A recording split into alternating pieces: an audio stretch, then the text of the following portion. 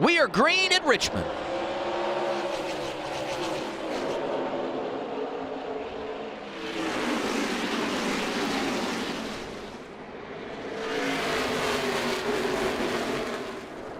Saw a little 3 wide early there. I tell you what else we saw is we saw a lot of dirt. You know, they've done a lot of construction around here, and we've been running on the racetrack all day.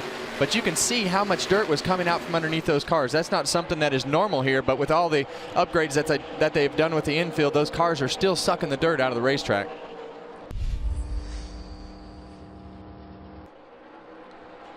New leader in the Toyota Care 250 for the NASCAR Xfinity Series here at Richmond. You saw it while we were in break. Christopher Bell going around Cole Custer in the 00. Just changed his lane. We saw Custer go up top where he saw Bell making progress, and when Custer opened up the bottom, Christopher said, "Thank you very much." Well, and that tells me, you know, Christopher can go in there high and be able to touch the throttle pedal just a little bit to get the thing to rotate and then squeeze the throttle down and drive up off the corner good. We've got a caution with 13 to go in stage 1. See Cindric there. He's had a great evening. Went to the rear, unapproved adjustments, already up to 14th. Yeah, you better watch him. That's some really good lap times from Cindric as he's fought his way through traffic into contention. And we know how much a difference a pit stop is going to make. There you see Josh Bilicki bringing out our second caution of the night into the wall into 45. And now the question becomes, what do you do from a strategy standpoint, Larry? Because we're closing on the end of stage 1. Do you come now and stay out later, or do you save yourself and come when this stage is in fact all done? No question, Adam. If you're back there and you're, say, like Jeb Burton in the 3 car that's in 9th on back, especially Allgaier and Gallagher, you're trying to win this race. And you come now, get those tires, and stay out at the end of stage 1. I don't know if we'll see anybody right at the very front come, but I think if you're back there about 7th, 8th, 9th on back, you come now. Christopher Bell takes the outside lane, and Hemrick got him down low. Well, it'll be interesting to see how NASCAR views that as far as beating him back to the line and taking off there. So you can see a big run off turn 2 by Bell. He's going to try to swing to the outside of Hemrick. And these cars are so hard to turn in the middle of the corner, and then as soon as they turn, the rear tires want to spin up off the corner. And on these restarts, we've seen that second lane be better with the right sides on those hash marks and then cutting across the racetrack, and some guys have made it work all the way around the corner. But I wish I could explain how hard they are to drive with almost 75 laps on the tires. Less than 5 laps to go, stage 1. Hemrick out front. He's thinking about a playoff point. That's Bell behind him. Saw Elliott Sadler was on the move, trying to get 3rd from Cole Custer. Jeb Burton moving forward. He's now in the top 5. Some real good energy here as we wrap up this first stage. There's always such great stories on the short tracks, and watching Jeb Burton move toward the front, seeing Hemrick battling hard here with Christopher Bell. A lot going on in this race right now, and the 22 of Austin Cindric has climbed his way from last inside the top 10 now. So good run for him. And what about Bell outside lane on the restart? Did that catch you guys off guard there? What are you guys thinking? We'll see the replay here. We've been informed no penalties. Let's check this out.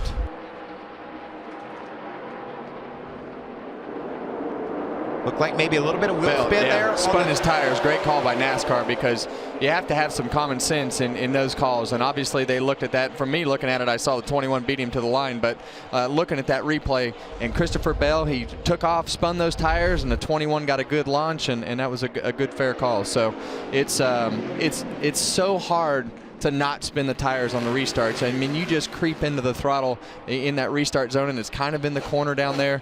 So it's tough to get those rear tires to hook up. But that 21 car, you know, he hears the chatter about how everybody thinks he needs to win a race, and he's been so close to winning a race.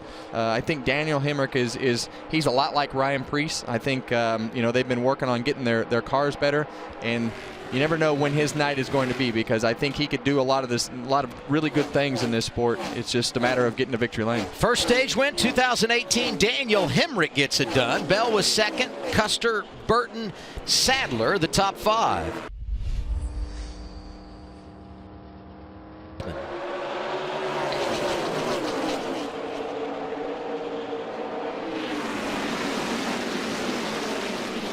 Hello.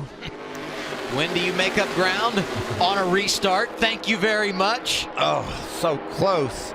Spencer Gallagher shuts the door on Elliott Sadler in that 23 car. Mike, it looks to me like we've got 3 grooves that are drivable because we've got Tyler Reddick up there, 3 wide on the top for a whole lap. So look at, oh, so close. Halfway through stage 2 in the Toyota Care 250. I thought there would be a change for the lead while we were away. That's not the case. But as it turns out, we return to the action here at Richmond, and there goes Christopher Bell, high lane around John Hunter Nemechek, and Elliott Sadler not far behind. I think Elliott wants the high line. You saw the momentum he had off the corner, decided not to dive to the bottom, liked what Bell did up there, but look how strong Nemechek's holding on. Well, this is about the same time that Nemechek's car shut off in the first stage of the race. So looks like about 30 to 40 laps is the spot where he starts to lose a little bit of ground. But if we come down to a short run, we saw that with Kyle Larson. His car is really good on a short run on the Cup side. You know, if you can get into those first 30 laps with the 42, I think he'll have something for him. But anything after that, it looks like he's just managing the car and trying to lose as few positions as possible. I love Christopher Bell's car tonight. I felt like he would be really strong, but I've been impressed with Elliott Sadler. I thought he might have just been sitting there licking his chops, waiting for those others leaders, Nemechek and Bell, to start slipping and sliding, and he would flex his muscle. But now that Bell's got out in the lead, I think maybe Sadler's got to push the button here. He needs to get going. I'm glad we're split screen here because I can't keep my eye on all the battles we're having on this racetrack. Just such great racing. Brandon Jones in the 19. He's starting to make a good run toward the front. Such an awesome run last week at Bristol. Looked like he had that thing in the bag. Had it get away late after some strategy on the last pit stop. He's rallying with a nice run here. Lap traffic, Tyler Reddick just going to nose his way through. He finds the edge, and then he steps right over every time, I think, driver 9. He is not afraid to put that car in any spot. I mean, if it doesn't look quite wide enough, he's going to figure out how to make it wide enough. But he's like Bell, one of those open-wheel mentality kids, right? I mean, sometimes you load it on the trailer. Sometimes you win the race. Doesn't matter to him. He's going to go get all of it. Well, and that's fun to see because you can always rein them in and you know, and pull them back and teach them how to take care of their car, and hopefully you can keep that speed in there as well as you try to pull the reins back a little bit. Sadler in lap traffic just went around Ryan Sieg, who has scored just outside the top 20. Also put Chase Briscoe a lap down in 25th, and Hemrick 1 lap down, has fallen to the 26th position, but has not yet made a pit stop, dealing with that tire issue. Under 4 laps remaining, stage 2, and Elliott in position to get the victory. You talked about reining a guy in. I spoke earlier about Noah Gragson. That's what they had to do to him in the Truck Series. But once they got him where at the right pace, he's been really impressive. And looks like that's going to continue over into the Xfinity Series. He was able to run down Elliott Sadler. And there's the problem for Daniel Hemrick. Yeah, and there was enough camera angles on the TV. I really feel like the team could have helped Daniel make that decision with his tire being down. The right front tire was noticeably down, and he's doing everything that he can to try to stay out on the racetrack. And you know, that car's lucky it's not tore up worse than it is. No caution, 2 laps to go. Second stage. He's stopped up in turns 1 and 2. And if they haven't thrown it yet, I can't imagine that they're going to. He's just limping around off the corner. Meanwhile, Elliott Sadler going to come back here and see 1 lap remaining. Sadler working to the inside of a lapped car. That's Joey Gase in the 35. Gase up in the 23rd position. Nice effort for that team, and here comes Gragson.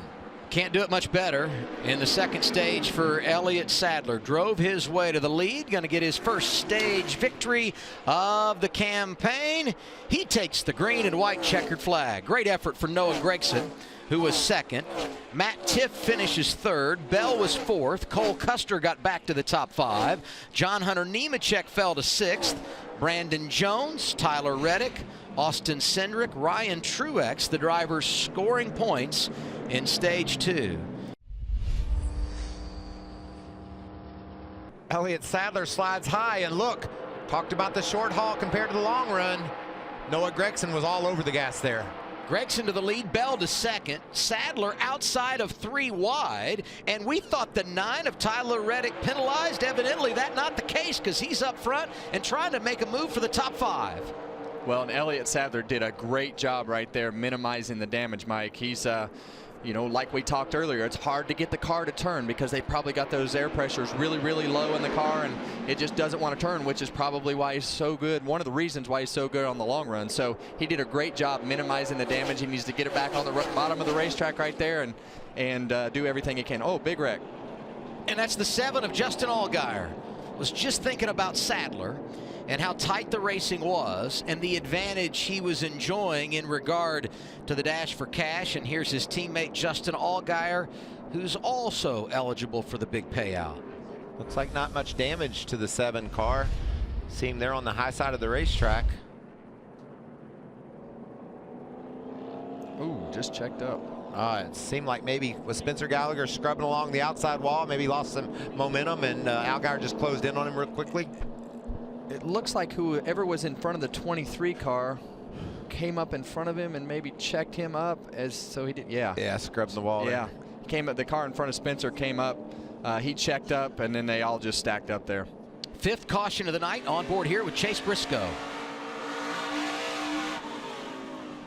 Record, back it down, back it down, back it down, back it down, back it down, back it down. Keep it up top. Allgaier now scored in the 22nd position. Up front, Noah Gragson. What a debut for him in the Xfinity Series. Gragson takes the outside lane. Bell beside him, row 2. Sadler and Tift. Here we go once again. Sadler wants the top spot, making it 3 wide. Bell and Gragson side by side for the top spot. Here comes Matt Tift. Great restart here. Well, and you saw those guys kind of pushing and shoving a little bit, and what that does is it starts the rear tire spinning because it'll kind of pick the back of the car up and make it light. So Elliott got a good run down into turn 1, and I think it's if he can keep himself in position, and these guys haven't made some good adjustments to their car, when we get about 30 laps into this run is when we are really going to see whether or not it's the same car that Elliott Sadler had in the last stage. Won the Camping World Truck Series championship in his 2nd season last year. Bell coming up through the ranks like so many other successful drivers in the trucks for Kyle Busch, and trying to get his 2nd career win in the Xfinity Series here tonight. 3 laps to go for the Norman, Oklahoma native here at Richmond. And there's several cars out there in front of him in traffic. You know, I know we've only got 3 laps to go, but if he catches those guys in front of him, it could be, especially since they're side by side. One of those cars is Justin Allgaier. We know he's got good speed. And John Hunter Nemechek. He is painfully close. 2 by 3. Hanging right around a half a second back is Noah Gragson. Went a little higher that time.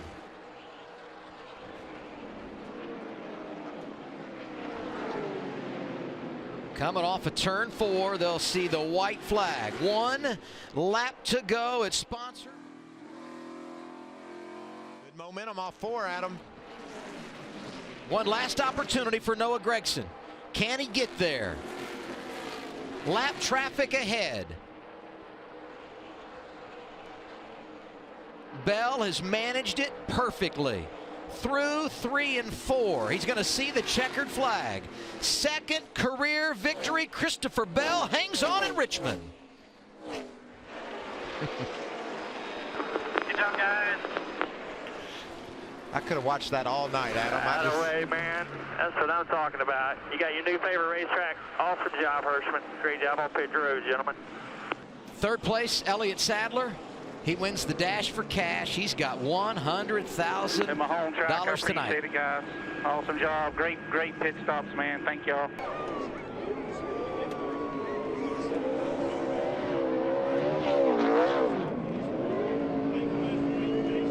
And this win also means he'll be Dash for Cash eligible when we go to Talladega Superspeedway next Saturday afternoon. When you look at that final run to the finish, what was different with your car than the first two stages? Yeah, it just, man, it got a little tight. I felt like I need to be a little bit better on forward drive there at the end of the run for an 80-lap run compared to a 75-lap run. And we tightened it up a little bit and probably tightened it up too much for the middle of the corner. But, man, I really want to win at this track. And, you know, Matt, you and I have talked about this a few times. And to try to come here in Richmond and win at this track, God, would mean a lot to me. But we did win the Dash for Cash. $100,000 is great. I hadn't won one of those in a couple years, and thanks to Xfinity and Peter and all his guys for putting that on for our series. And this team, Chevrolet Camaro, was fast all night. It was so much fun leading and running up front here at my home track. Just came up a little short tonight. Victorious for the second time in his Xfinity Series career. Huge smiles, all these guys. Gatorade, water, everything flying everywhere. Christopher, you have been so close this year. We've watched it numerous times. You finally get your first win this season.